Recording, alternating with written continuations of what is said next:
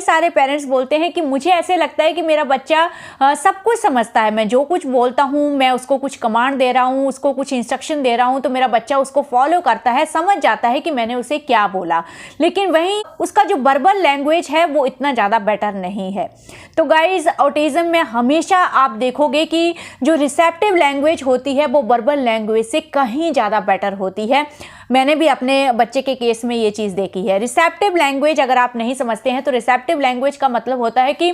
बच्चा उन चीज़ों को बोल नहीं पा रहा है, लेकिन सेम चीज़ें जब आप उसको इंस्ट्रक्शन में बोल रहे हो, उसको कुछ इंस्ट्रक्शन दे रहे हो, बच्चा उस चीज़ को समझ जाता है, उसको इंस्ट्रक्शन को फॉलो कर रहा है, तो इसका मतलब उसका रिसेप्टिव लैंग्वेज अच्छा है। यानी कि आप क्या बोल रहे हो वो समझ जाता है, लेकिन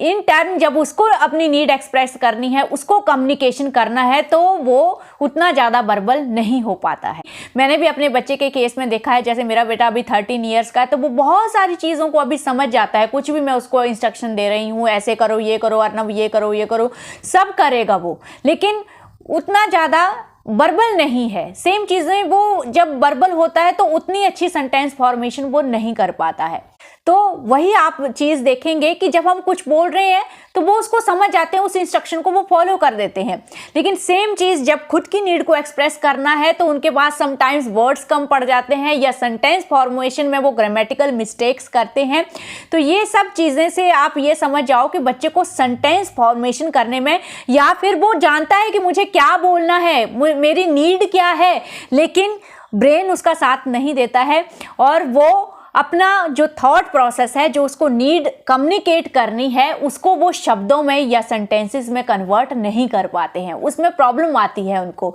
और यहीं पे आप देखते हैं कि इरिटेशन, एंग्जाइटी, एग्रेशन, आगे जाके टीनेज में जब ये बच्चे बड़े होते हैं तो इसकी वजह से ही एग्रेशन, एंग्जाइटी बढ़ती है। क्योंकि अब आप खुद सोचो कि मुझे कुछ चीज़ कम्युनिकेट करनी है, मुझे पता है मुझे ये चीज़ चाहिए, मैं ये चीज़ बोलना चाहता हूँ, लेकिन ब्रेन साथ नहीं दे रहा है उस चीज़ में, और मैं अपनी नीड आपको नहीं समझा पा रही हूँ कि मुझे क्या चाहिए या मुझे क्या करना है या मुझे कहाँ जाना है। तो एक तो यहाँ से आप फ्रस्ट्रेशन देखो, मतलब इट इज़ समथिंग कि ऑटिस्टिक होना या ऑटिस्टिक लाइफ जीना जो है वो बच्चे के लिए खुद बहुत ज़्यादा मुश्किल होता है। तो जब कभी भी आपको अपने बच्चे पे गुस्सा आए या आप डीमोटिवेट हों या अपने बच्चे से आप नाराज़ हों इस बात के लिए कि क्यों वो कम्युनिकेट नहीं करता है, क्यों नहीं बोलता है, क्यों नहीं आगे बढ़ रहा है, क्यों उसमें इम्प्रूवमेंट नहीं हो रही है, तो एक नज़र अपने बच्चे पर भी डालिएगा। हम सब की तकलीफ से कहीं ज़्यादा तकलीफ हमारे ऑटिस्टिक बच्चों की होती है। जब ये मेंटालिटी दिमाग में रखोगे ना अपने ऑटिस्टिक बच्चे पे, हमेशा आपको वो बोलते ना एक दया आएगी, कभी भी गुस्सा नहीं आएगा। आप जब इस फैक्ट को समझोगे कि मेरे बच्चे के लिए